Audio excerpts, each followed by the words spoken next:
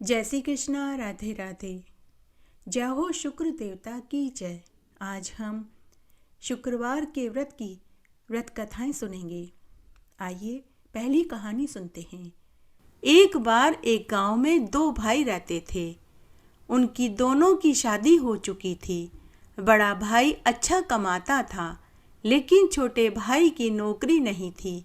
आए दिन बड़े भाई की पत्नी छोटे भाई की पत्नी से लड़ाई करती कि मेरा पति ज़्यादा कमाता है तो क्या हम ज़्यादा खर्चा करें, कल को हमारा परिवार भी बड़ा होगा, हमें उनके लिए भी तो बचाना है। तब एक दिन यह लड़ाई ज़्यादा बढ़ गई। घर जमीन का बंटवारा हो गया। बड़े भाई की पत्नी ने चालाकी से छोटे भाई को पुराना मकान और बंजर जमीन का टुकड़ा दे दिया और धन का बंटवारा भी नहीं किया। छोटा भाई और उसकी पत्नी बड़े ही सरल और सीधे थे। चुपचाप पुराने मकान में रहने चले गए। छोटा भाई और उसकी पत्नी बड़े ही धार्मिक प्रवृत्ति के थे। वे दोनों ही शुक्रदेव भगवान की पूजा और व्रत करते थे। उन्होंने शुक्रवार के दिन एक भूखे ब्राह्मण को भोजन कराने का नियम ले रखा था। इस तरह उनके दिन बीतने लगे। तब एक दिन दोनों पति पत्नी ने व्रत किया। शाम को उसका पति घर आया तो पत्नी ने कहा कि आप तालाब पर जाइए और कोई भूखा ब्राह्मण हो तो उसे खाने का न्योता देकर आइए। पति तालाब पर गया तो वहां शुक्र देवता एक ब्राह्मण का वेश बनाकर के बैठे हुए थे। वे उनकी परीक्षा लेना चाहते थे। तब छोटा भाई ब्राह्मण देवता से बोला कि हे ब्राह्मण देवता, क्या आप आज मेरे घर भोजन करने के लिए पधारेंगे? तो शुक्र देवता जो ब्राह्मण के वेश में थे उन्होंने कहा कि पुत्र तुम चलो, मैं संध्या पूजन करके आता हूँ। तब पति वापस घर आ गया। थोड़ी देर बाद शुक्र देवता छोटे भाई के घर पहुँच गए। दोनों पति पत्नी ने ब्राह्मण को प्रणाम किया, बैठने के लिए सुंदर आसन दिया, थाल में खिचड़ी परोस दी। खिचड़ी खाने के बाद शुक्र देवता बोले कि बस आज रात्रि को मैं यहीं विश्राम करूंगा, सुबह होते ही चला जाऊंगा। दोनों पति पत्नी ने ब्राह्मण देवता को सोने के लिए एक खाट दी। खाट पर एक बहुत सुंदर चादर बिछा दी। दोनों पति पत्नी बाहर आंगन में सो गए। अर्धरात्रि में शुक्र देवता जो ब्राह्मण के वेश में थे उन्होंने छोटे भाई से कहा कि बस मुझे शौच जाना है, मेरे पेट में दर्द हो रहा है। तब छोटा भाई ब्राह्मण देवता रूपी शुक्रदेव से बोला कि हे ब्राह्मण देवता, हमारे घर के पिछवाड़े में खाली जगह है, आप वहाँ शौच कर लीजिए और इस साड़ी से पोंछ लेना। तब शुक्र देवता ने ऐसा ही किया। उसके बाद शुक्र देवता उनकी झोपड़ी को ठोकर मार गए और अंतर्ध्यान हो गए। सुबह जब दोनों पति पत्नी सोकर उठे तो उन्होंने देखा उनका घर एक सुंदर महल में बदल चुका था। घर में अन्न धन के भंडार भरे पड़े थे। जहाँ पर भगवान ने शौच किया वहाँ सोने चांदी हीरे मोती का ढेर पड़ा था और जिस साड़ी से उन्होंने पोंछा वह सोने की हो गई थी। दोनों पति पत्नी समझ गए कि वह ब्राह्मण देवता कोई और नहीं, स्वयं शुक्र देवता ही थे। थोड़ी देर के बाद जिठानी को जब पता चला तो वह भागी भागी आई और इस चमत्कार का कारण पूछने लगी। देवरानी बड़ी ही सीधी और सरल स्वभाव की थी। उसने पूरी सच्चाई बता दी। जिठानी भागी भागी वापस घर आई और आते ही अपने पति से बोली कि आप भी तालाब पर जाइए और वहां से ब्राह्मण देवता को भोजन का निमंत्रण देकर आइए। पति ने अपनी पत्नी से कहा कि भगवान, मेरा छोटा भाई और उसकी पत्नी तो बेचारे बहुत दुखी और गरीब थे। हमारे घर में किस चीज़ की कमी है जो तुम देखा देखी करती हो? लेकिन पत्नी नहीं मानी। तब बड़ा भाई तालाब पर गया। वहां पर शुक्र देवता ब्राह्मण का रूप धरकर पहले से ही बैठे थे। बड़े भाई ने ब्राह्मण देवता को भोजन का निमंत्रण दिया तो ब्राह्मण ने बड़े भाई से कहा कि तुम चलो, मैं संध्या पूजन करके आता हूँ। तब जेठानी ने घर में तरह तरह के पकवान बनाए। तभी ब्राह्मण देवता आ गए। जिठानी ब्राह्मण देवता से बोली कि हे ब्राह्मण देवता, मेरी देवरानी ने तो आपको खिचड़ी खिलाई थी, मैं तो आपको 56 तरह के व्यंजन खिलाऊंगी, आप मजे से खाइए। तब शुक्र भगवान वेश में ब्राह्मण देवता ने भोजन खाया। भोजन खाकर ब्राह्मण देवता जाने लगे तो जिठानी बोली कि हे ब्राह्मण देवता, आज रात्रि को आप मेरे घर में ही विश्राम कीजिए। मेरी देवरानी ने तो आपके खाट बिछाई थी, मैं तो आपको मखमल के गद्दों पर सुलाऊंगी। उसके बाद शुक्र देवता आराम करने लगे। अर्धरात्रि में शुक्र देवता ने जिठानी से कहा कि मुझे शौच जाना है, मेरे पेट में दर्द हो रहा है। तो जिठानी बोली कि हे ब्राह्मण देवता, मेरी देवरानी का तो टूटा फूटा मकान था, मेरा तो 3 मंजिला मकान है, आप जहाँ चाहे वहाँ शौच कर सकते हैं। शुक्र देवता शौच करके अंतर्ध्यान हो गए।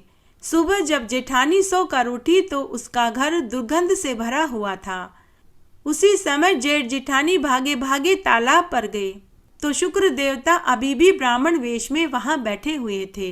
जिठानी ने भगवान के चरण पकड़ लिए और बोली कि हे ईश्वर, देवरानी का घर तो आपने धन दौलत से भर दिया और मेरे घर में गंदगी का ढेर कर दिया। तो ब्राह्मण रूप में शुक्र देवता भगवान जिठानी से बोले कि तू बड़ी ही स्वार्थी और लालची है, तूने देखा देखी करी।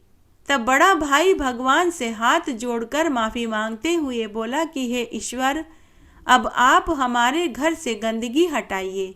तब शुक्र देवता भगवान बोले कि एक शर्त पर गंदगी की माया हटाऊंगा, जब तुम अपने धन में से आधा धन और जमीन में से आधी जमीन अपने छोटे भाई और उसकी पत्नी को दोगे। तुमने अपने छोटे भाई के साथ नाइंसाफी करी है। तब दोनों जेठ जेठानी ने सुई में से सुई और धन में से धन छोटे भाई और उसकी पत्नी को दिया। तब भगवान ने अपनी गंदगी की माया हटाई। जय हो शुक्र देवता की जय।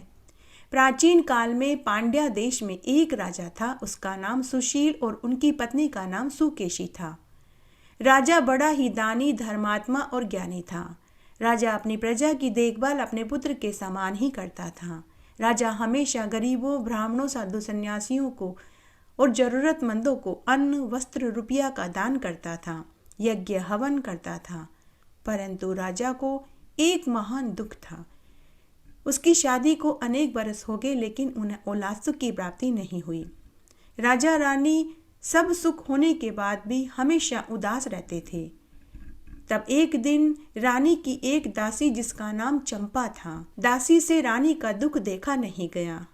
दासी ने रानी माँ से कहा कि हे रानी माँ, अगर आप कहें तो किसी दाई को धन का लालच देकर हम बच्चा खरीद लें, किसी को कुछ पता नहीं चलेगा। रानी माँ को दासी का सुझाव अच्छा लगा।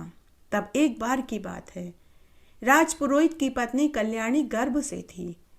दासी ने दाई को पूरी बात बताई। दाई को धन का लालच आ गया। योजना के अनुसार रानी ने गर्भवती का ढोंग करना शुरू कर दिया। जब राजा को पता चला कि रानी गर्भ से है तो राजा की खुशी का ठिकाना नहीं रहा। राजा ने गरीबों, ब्राह्मणों, साधु सन्यासियों में खूब अन्न धन बांटे। रानी के 8वें मास में पुंसवन व सीमंत संस्कार पूरे हर्षोल्लास से संपन्न कराए गए। वही दाई पुरोहितानी की पत्नी कल्याणी का प्रसव कराने वाली थी। पुरोहितानी की पत्नी कल्याणी का यह पहला गर्भ था। उस बिचारी को तो पहला गर्भ होने से ज्यादा जानकारी भी नहीं थी। जब उसे प्रसव पीड़ा होने लगी तो दाई ने कल्याणी से कहा कि मैं तुम्हारी आंखों पर पट्टी बांध देती हूँ, इससे तुम्हारी ही नज़र तुम्हारे बच्चे को नहीं लगेगी, क्योंकि मैंने ऐसा देखा है कि जिनके पहला बच्चा हुआ है उनको उन्हीं की माँ बाप की नज़र लग जाती है। अगर तुम कहो तो मैं तुम्हारी आंखों पर पट्टी बांध दूं। तो राजपुरोहित की पत्नी ने हामी भर दी। तब दाई ने राजपुरोहित की पत्नी को प्रसव पीड़ा होते समय ही उसकी आंखों में पट्टी बांध दी। थोड़ी देर के बाद दाई ने प्रसव करवा दिया। बच्चा पैदा हुआ। पैदा होते ही दाई ने चुपचाप नवजात बच्चे को महल की दासी को सौंप दिया। यह रहस्य किसी को पता नहीं चला। उधर महल में ढिंडोरा पिटवा दिया कि रानी को पुत्र रत्न की प्राप्ति हुई है। वह दाई बड़ी ही चालाक थी। राजपुरोहित के घर जाने से पहले अपने साथ एक मांस का लोथड़ा लेकर गई थी।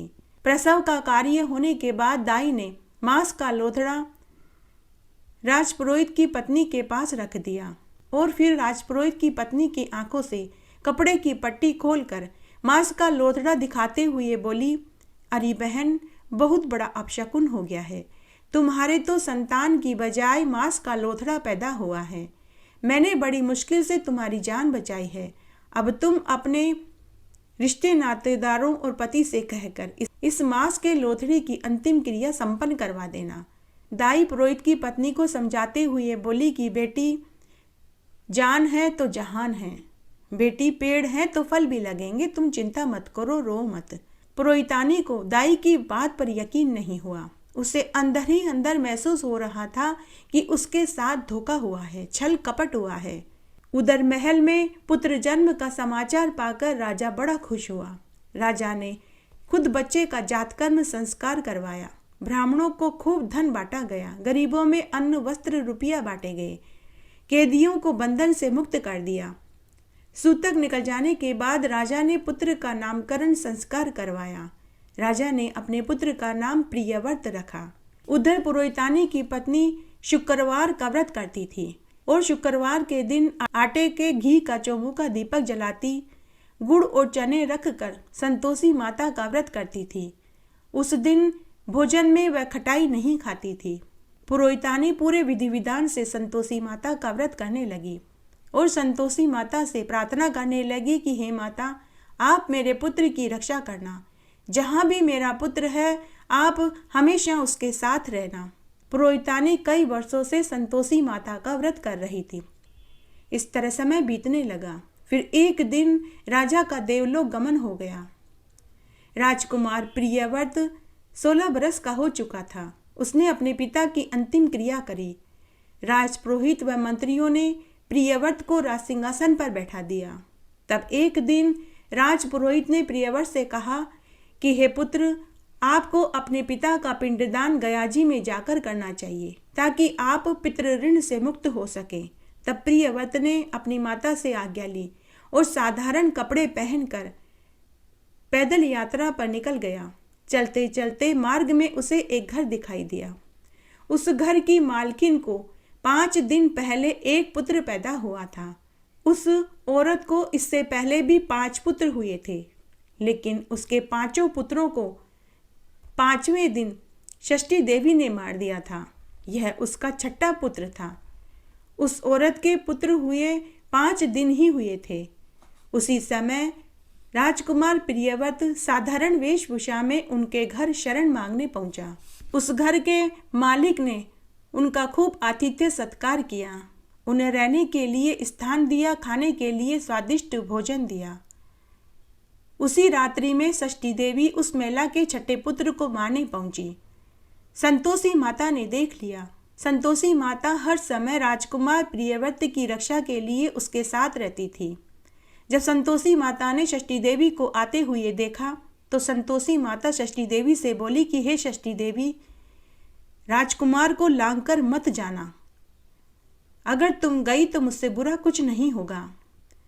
षष्ठी देवी जैसे आई थी वैसे चली गई। प्रातःकाल उस घर के सदस्य जब उठे और बालक को जीवित देखा तो उन्होंने राजकुमार को बालक का जीवनदाता समझकर प्रार्थना करी कि हे महाराज, आप मेरे घर में 2-4 दिन और निवास करिए। आपकी कृपा से ही मेरे 6ठे पुत्र को जीवनदान मिला है।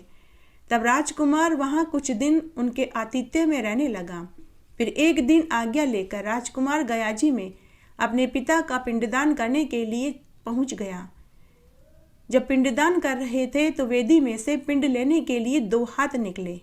राजकुमार प्रियव्रत को बड़ा आश्चर्य हुआ। राजकुमार ने पंडितों से इसका कारण पूछा। तब पंडित ने कहा कि यह हाथ तो आपके पिता के ही हैं, किंतु ऐसा क्यों हुआ, यह बात आप अपनी माता से पूछना।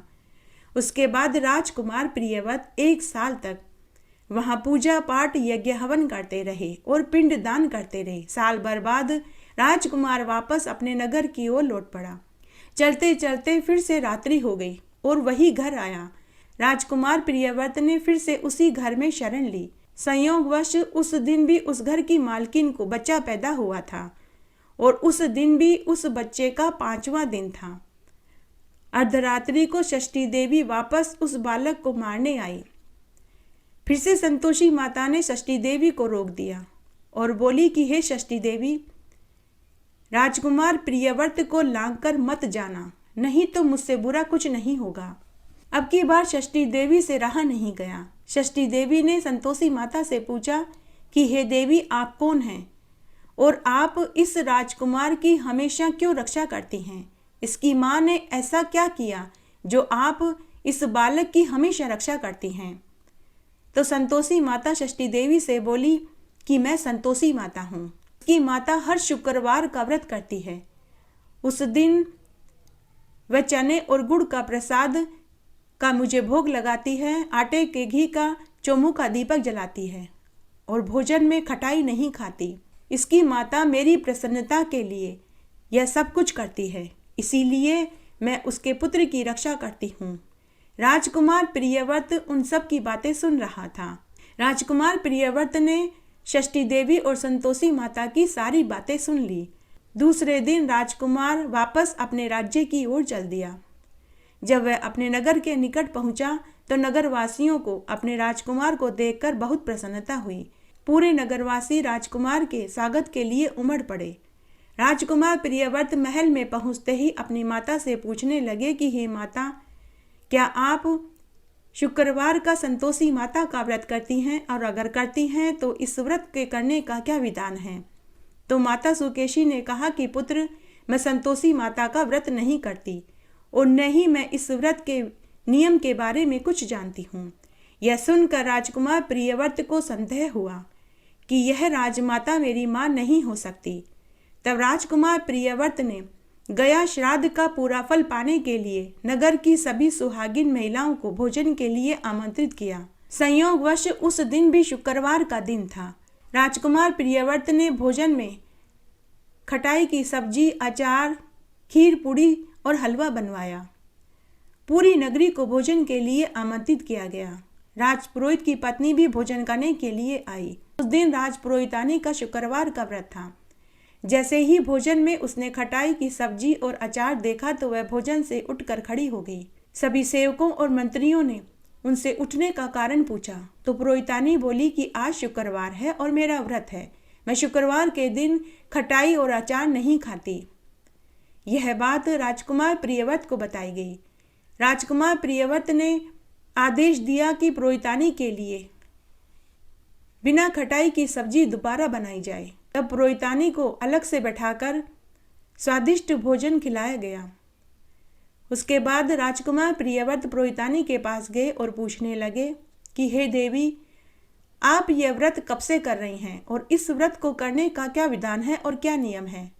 तो पुरोहितानी ने प्रियव्रत को पूरी बात बताई। जब वे बातें कर रहे थे तो उसी समय पुरोहितानी के आंचल से दूध की धार राजकुमार प्रियव्रत के मुंह पर जाकर गिरी, जिससे उसकी ढाढ़ी मूछ गीली हो गई।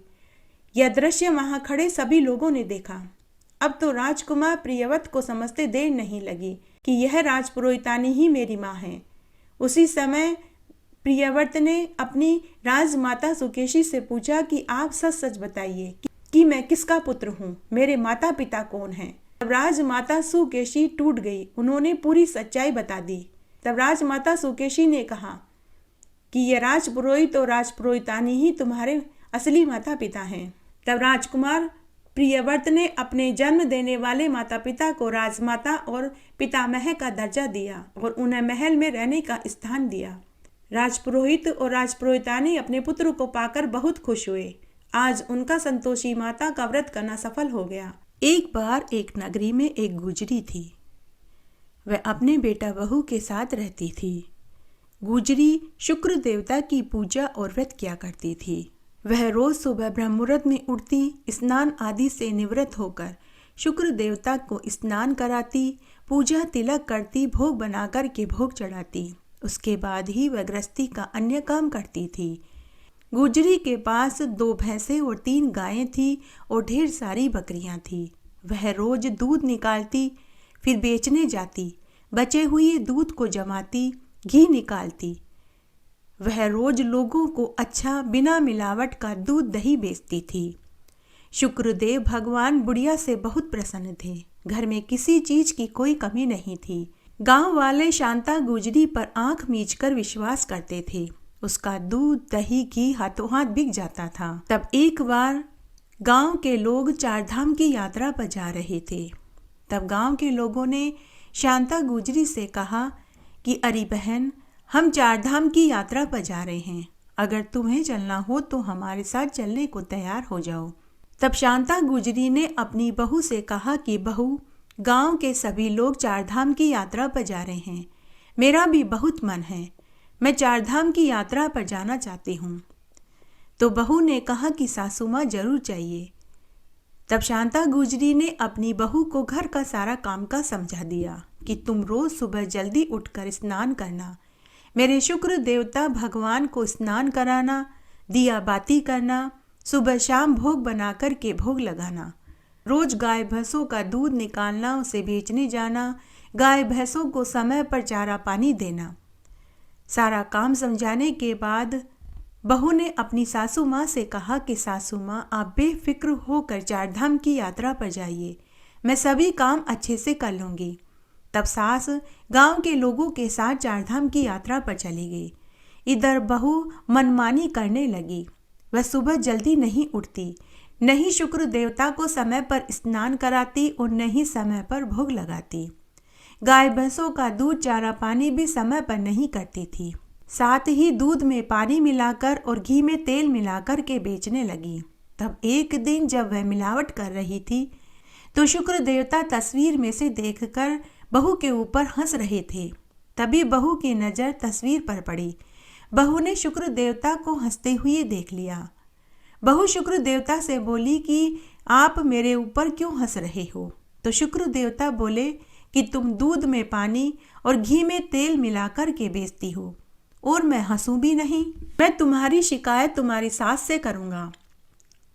तुम मुझे समय पर भोग भी नहीं लगाती हो। तो बहू बोली कि हे शुक्र देवता, अगर मैं ऐसा नहीं करूँगी तो मेरे पास रुपए पैसे कहाँ से आएंगे? मेरी सास तो मुझे रुपए पैसे देती ही नहीं। और हे भगवान, आप मेरे ऊपर दांत निकालना बंद कीजिए, नहीं तो मैं आपको अलमारी में बंद कर दूंगी और आपको भोजन भी खाने को नहीं दूंगी। फिर बहू ने शुक्र देवता की तस्वीर को अंदर अलमारी में रख दिया और फिर उसने शुक्र देवता को न स्नान कराती थी, नहीं भोग लगाती थी। गाय भैंसों को समय पर चारा पानी नहीं मिलने से उन्होंने दूध देना बंद कर दिया। उसके पति के ऊपर एक पुराना मुकदमा चल रहा था, उसमें उसकी हार हो गई। कोर्ट केस में उसे जेल जाना पड़ा। घर की माली हालत खराब हो गई। थोड़ा बहुत जो धन था चोर चुरा कर के ले गया। इस तरह समय बीतने लगा। उधर सास चारधाम की यात्रा में थी। उसे तो समय का ज्ञान ही नहीं था। उसका तो समय पंख लगा कर के उड़ रहा था। शांता गुजरी बड़े ही भक्ति भाव से चारधाम की यात्रा कर रही थी, खूब दान पुण्य कर रही थी। 4 महीने का समय पंख लगा कर के उड़ गया। तब शांता गुजरी गांव के लोगों के साथ वापस गांव में आ गई।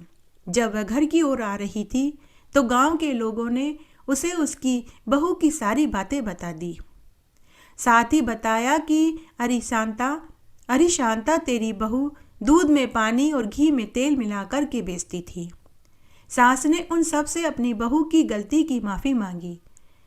वह जल्दी जल्दी घर आई। सास ने घर की हालत देखी तो उसे बहुत दुख हुआ। सास ने बहू से सारी बातें पूछी। बहू बात बताती जाती और रोती जाती। बहू ने सासू माँ से अपनी गलती की माफ़ी मांगी। तब सास ने सबसे पहले अलमारी में से शुक्र देवता को बाहर निकाला, गंगा जल से स्नान कराया, धूप दीप किया, भोग बनाकर के भोग चढ़ाया। तब सास ने बहू की गलती की शुक्र देवता से माफ़ी मांगी कि तभी दरवाजे पर उसका बेटा भी जेल से छूट कर के घर आ गया। बेटे ने आते ही अपनी माँ से कहा कि माँ, तुम यात्रा से कब वापस आई? तुम्हारी चले जाने के बाद घर में कुछ भी अच्छा नहीं हो रहा था। तुमने ऐसा क्या जादू किया कि तुम्हारे आते ही मैं जेल से छूट गया? तब माँ ने बेटे से कहा कि बेटा, इसमें कोई जादू नहीं, ये सारा चमत्कार तो शुक्र देवता भगवान ने किया है। तेरी पत्नी ने शुक्र देवता की तस्वीर को अलमारी में बंद कर दिया था। वह न तो शुक्र देवता को स्नान कराती थी और न ही सुबह शाम भोग करती थी और न ही पूजा करती थी। तुम्हें उसी की सजा मिली है। लेकिन बेटा, अब बहू को भी समझ में आ गई है, शुक्र देवता का पूजन करने से घर में सुख समृद्धि बढ़ती है। उस दिन के बाद बुढ़िया माई के साथ उसके बेटा बहू भी शुक्र देवता भगवान का पूजन करने लगे और हर शुक्रवार का व्रत करने लगे। उनके आशीर्वाद से उनके घर में सुख समृद्धि बढ़ने लगी। देखते ही देखते घर में अन्न धन के भंडार भर गए।